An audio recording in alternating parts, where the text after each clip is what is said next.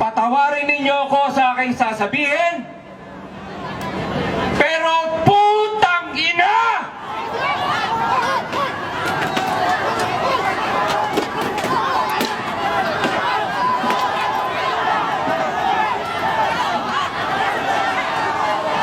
Nasaan ang lohika ng mga nag-utos sa kapulisan na tayo ay pigilin para magsalita sa EDSA?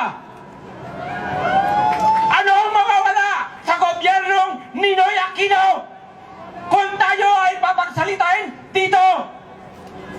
Mababawasan ba ang kanilang prestisyo? Ang kanilang dangal? Putang ina!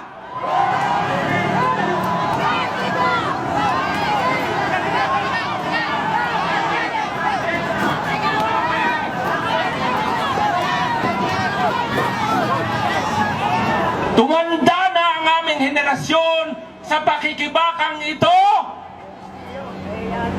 at mamamatay kaming nakikibaka.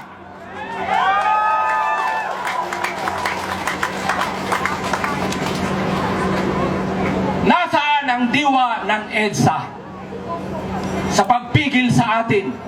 Bakit kailangan nating makipagkitkitan sa mga pulis upang kamti ng ating karapatan?